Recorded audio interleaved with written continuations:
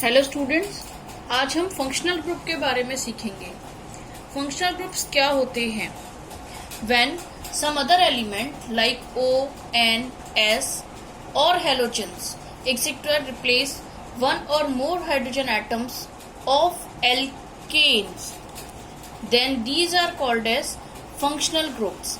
जो एटम किसी एल्केन में से हाइड्रोजन को रिप्लेस करे उसे फंक्शनल ग्रुप कहते हैं। ठीक है,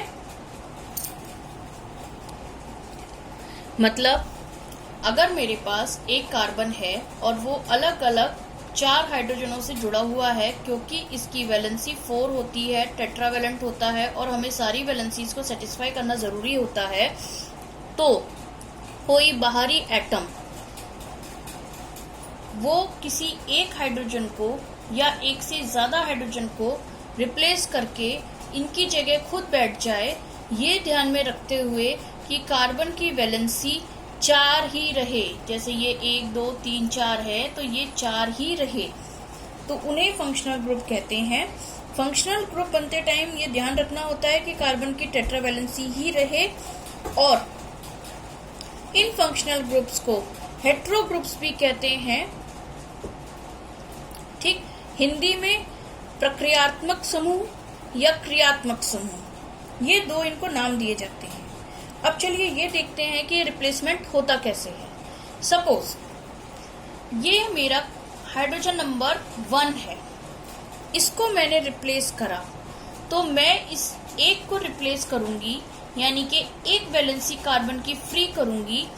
मैं इसके लिए ऐसे एटम्स का चुनाव करूंगी, ऐसे एलिमेंट्स का चुनाव करूंगी जिनकी वैलेंसी 1 हो, जो एक बॉन्ड बनाना चाहते हो।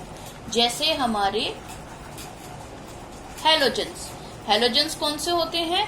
जो पीरियोडिक टेबल के ग्रुप 17 में होते हैं, फ्लोरीन, क्लोरीन या ब्रोमीन।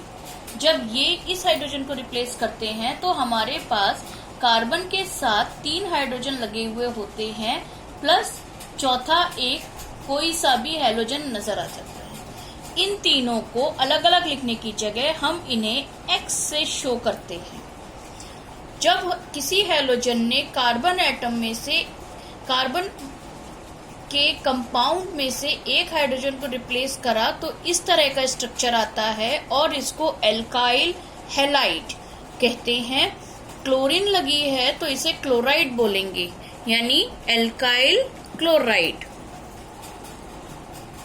अब देखिए, यदि हमारे पास दूसरा हाइड्रोजन एटम भी रिप्लेस करने का ऑप्शन आए तो हम किसी ऐसे एलिमेंट को चुनेंगे जिसकी वैलेंसी 2 होगी, जैसे सल्फर या ऑक्सीजन।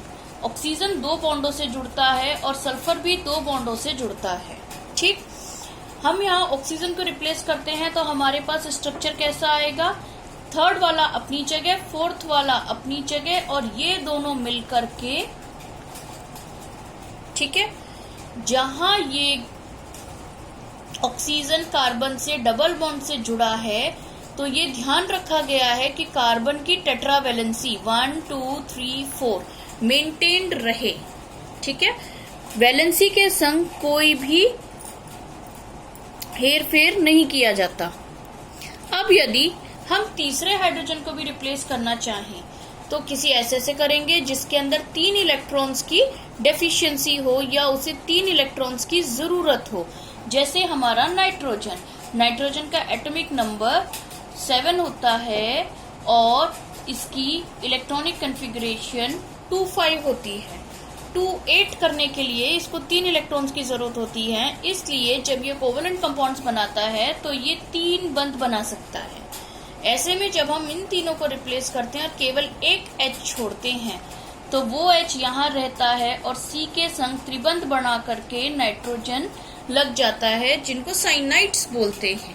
ठीक है, ये ग्रुप ऑफ कंपाउंड साइनाइड्स होते हैं। ठीक,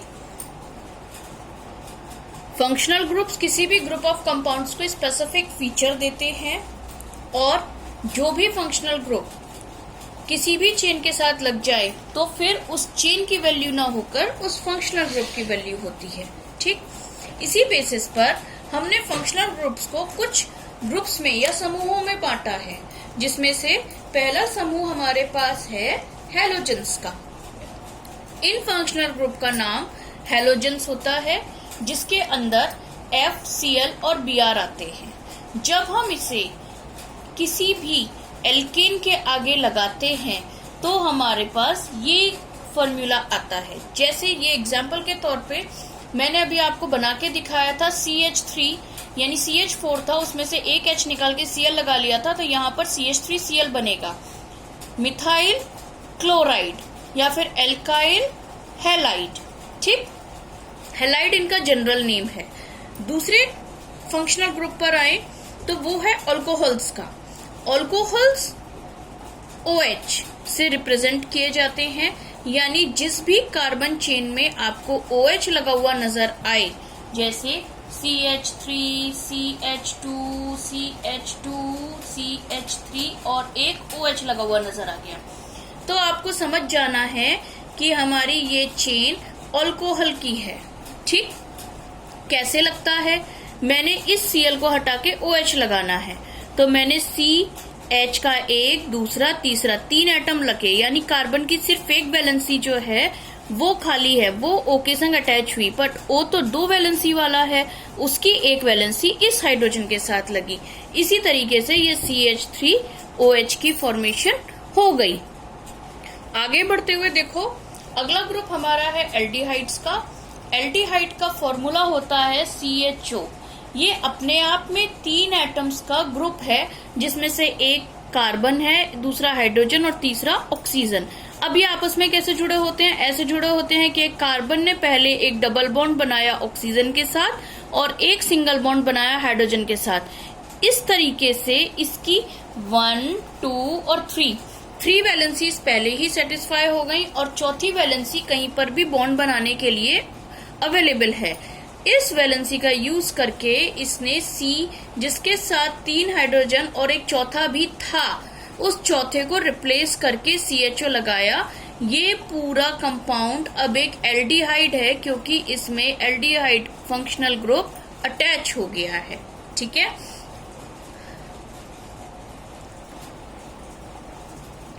अगला ग्रुप है कीटोन्स। कीटोन्स में कार्बन 2 बॉन्ड यानी द्विबंध या डबल बॉन्ड के द्वारा एक ऑक्सीजन से जुड़ा हुआ होता है। बाकी 2 वैलेंसीज इसकी फ्री होती हैं और इन दोनों वैलेंसीज से 2 अलग अलग कार्बन एटम्स अटैच हो सकते हैं। जैसे ये वाला फंक्शनल ग्रुप मैंने SH उठा के यहाँ रख दिया और एक तरफ CH3 जोड़ दिया और दूसरी तरफ भी CH3 जोड़ दिया। ये फॉर्मूला एसीटोन का है। ठीक है, जरूरी नहीं कि यहाँ पर CH3 है तो यहाँ भी CH3 ही हो, ये एक दूसरे से अलग हो सकते हैं। लेकिन इस तरह के जो भी कंपाउंड होते हैं, जिनमें पहला और दूसरा और तीसरा, इन 3 में दूसरे नंबर का जो कार्बन एटम होता है, पहले वाले पे तो ये हो ही नहीं सकता, दूसरे वाले पर अगर एक ऑक्सीजन लगी हो तो वो कीटोन या कीटो ग्रुप कहलाते हैं। ठीक है, आगे बढ़ते हैं तो हमारा अगला फंक्शनल ग्रुप है कार्बोक्सिलिक एसिड। कार्बोक्सिलिक एसिड का जनरल फॉर्मूला है COOH। ये इस फंक्शनल ग्रुप का फॉर्मूला है, जिसमें 4 एटम होते हैं, 2 O के, एक C का और एक H का। ये आपस में किस तरह जुड़े होते हैं? ये C के ऊपर डबल बॉन्ड के साथ एक ऑक्सीजन लगा होता है और C के साइड में एक OH ग्रुप लगा हुआ होता है। एल्डिहाइड्स में ध्यान करिए, एल्डिहाइड्स में ये वाला O, ये वाली O ना हो करके डायरेक्ट H यहाँ से अटैच थी, इसलिए वो CHO था। लेकिन यहाँ पर एक O बीच में आ गया तो ये COOH हो गया। चौथी वैलेंसी कार्बन की फ्री है किसी भी एल्काइल ग्रुप या एल्केन के संग अटैच होने के लिए, तो ये यहाँ पर अटैच हो गया। ठीक, अब इनकी खासियत होती है कि इनके नाम में ही एसिड लगा हुआ होता है, जैसे ये इथेनोइक एसिड है। ठीक, अगला ग्रुप ऑफ का फंक्शनल ग्रुप है हमारा डबल बॉन्ड, जहां पर C और C के बीच में एक डबल बॉन्ड मौजूद होता है। ये हाइड्रोजन भी लगे हुए हो सकते हैं इस कार्बन पे, इन बाकी की 2 वैलेंसीज पे, या आगे यहाँ पे C और यहाँ पे C के साथ कार्बन चेन आगे लंबी भी हो सकती है। ऐसे ही ट्रिपल बॉन्ड्स होते हैं जहां पर 2 कार्बन के बीच में 3 बॉन्ड मौजूद हो और इनकी जो चौथी वैलेंसी है वो या तो CC के साथ आगे चेन बनाती है या H के साथ चेन को खत्म करती है। इस तरीके से हमने 7 functional groups halogens, alcohols, aldehydes, ketone, carboxylic acids, double bonds and triple bonds के बारे में समझा और ये जाना कि फंक्शनल ग्रुप आखिर होते क्या हैं। आई होप ये टॉपिक क्लियर हो गया होगा।